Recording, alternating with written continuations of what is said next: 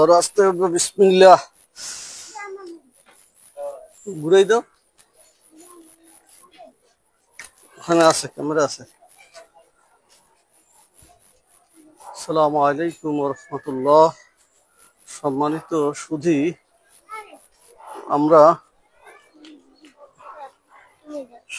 সুধী, আমরা নামাজ শেষ করে কথা শুরু করবো ইনশাল্লাহ। এইমাত্র আমরা ঈদের নামাজটা শেষ করলাম, মোনাজাত শেষ হয়েছে, দীর্ঘ একটি মোনাজাত পরিচালিত হয়েছে। নামাজ খুব দ্রুত সময় হয়েছে, বাট মোনাজাতটা একটু দেরি হয়েছে। তো যাই হোক, সকল মুসল্লিরা বের হয়েছে, আমরা বের হয়েছি। এখন আমরা লাইভে আপনাদেরকে দেখাবো এবং কথা বলবো। না, তোমার হাতে রাখো, নিজে ধরে রাখো। হ্যাঁ, অনেক আগে থেকেই শুরু, আপনারা দেখতে থাকুন। আসলে ভিতরে তো ভিডিও করা যায় না, তারপরে দেখতে থাকুন। সংক্ষিপ্ত আকারে দুই একটি কথা বলবো। যে বিষয়টি হলো যে ঈদুল আজহার নামাজের যে খুতবা সেটি আরবিতে হয়। পরবর্তী সময়ে যে খুতবা দেওয়া হয়েছে সেখানে অনেক ধরনের বিষয় এখানে কিন্তু চলে আসছে। সেই বিষয় নিয়ে আমি একেবারে পার্টিকুলারলি আলাদাভাবে আমি একটি কথা বলবো। বিশেষ করে সাসিনা মাদ্রাসা বা এই দরবারের আশেপাশে যারা আছেন, পাড়া প্রতিবেশী, তারা পাশাপাশি যারা এখানকার সিলসিলার যারা মানে অনুসারী আছে, তাদের উদ্দেশ্যে ইনশাআল্লাহ তাআলা একটি টোটাল এপিসোড নিয়ে কথা বলবো। ভালো আছেন আপনি? তো যাই হোক, এখন যে বিষয়টি বলবো সেটি হলো যে নামাজ তো শেষ হয়েছে, একেবারে টাইম টু টাইম নামাজটা পড়া হয়েছে। পরবর্তী সময় মোনাজাতের সময় একটু সময়টা নেওয়া হয়েছে। এটি বাংলাদেশে একটি নর্মাল ফেনোমেনা। বাংলাদেশে আমরা যারা মুসল্লি আছি তারা নামাজ আদায় করার পর মোনাজাতে একটু কাকুতি মিনতি বা মোনাজাতে একটু বেশি সময় দেওয়ার যে প্রবণতা, সেটি বাংলাদেশে বেশি পরিলক্ষিত হয়। এবং আরো একটি বিষয় এখানে পরিলক্ষিত হলো, যেটি হলো যে মোনাজাতে বেশি কাকুতি মিনতি করা বা বেশি পরিমাণে যে সময় দেওয়া, সেটি বাংলাদেশের মুসল্লিরা যত বেশি দিবে অথবা যিনি মোনাজাত পরিচালনা করবেন তিনি যদি বেশি সময় দেন, তাহলে সেটার গ্রহণযোগ্যতা বেশি হয়। অর্থাৎ সেটা পাবলিক বেশি পরিমাণে গ্রহণ করে।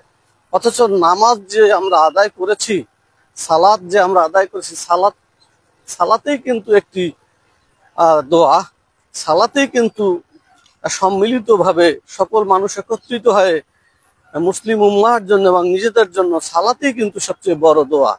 কিন্তু বাংলাদেশের প্রেক্ষাপটে সেই বিষয়টা সম্পূর্ণ ভিন্ন। তারপরে যদি কোনো দরবার হয় এবং যদি কোনো পীর সাহেব হন, তিনি যদি দোয়া করেন, সেটি কিন্তু আরো ভিন্ন মাত্রা নেয়। অর্থাৎ পীর সাহেব হুজুর দোয়া করবেন অনেক সময় নিয়ে এবং অনেক কাকুতি মিনতি করবেন, এবং তার দোয়াটা অন্য সাধারণ মানুষের চেয়ে বেশি গ্রহণযোগ্য হবে, এরকম একটি ধারণা মানুষের কাছে আছে। তো যে কারণে পীর সাহেব মহোদয়, তিনিও কিন্তু ব্যাপক বড় দোয়া করতে থাকেন। বন্ধুগণ, আমরা এখন দরবার থেকে আস্তে আস্তে বের হচ্ছি, লাইভে কথা বলছি, বের হচ্ছি, সেটি দেখতে থাকুন। শ্যামল বাবু, ভালো আছেন? আপনার ছেলে, আপনি একটা স্বীকৃতি পেয়েছেন নাকি? কি যেন ওটা, স্বীকৃতি পাইছেন না? কি যেন একটা ছবি দেখলাম, ভুয়া? ওটা ভুয়া? ও আচ্ছা আচ্ছা, দুঃখিত বন্ধুগণ। ছবিতে যাকে দেখছেন তিনি মিস্টার শ্যামল বাবু। তিনি ভালো, তো দীর্ঘ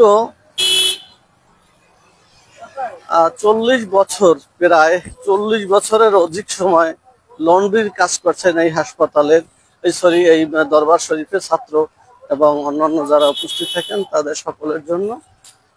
তো সে একটি পুরস্কার পেয়েছে, এরকম একটি পোস্ট আমি ফেসবুকে দেখেছিলাম, সেজন্য তার সাথে আলাপ করেছি। আমাদের সাথে তার স্মৃতি আছে ছোটবেলার, সেজন্য মূলত এই বিষয় নিয়ে কথা বললাম। তো যাই হোক, মূল প্রসঙ্গে চলে আসি। ঈদের নামাজ যেহেতু শেষ হয়েছে, যে বিষয়টি আমি বলছিলাম সেটি হলো যে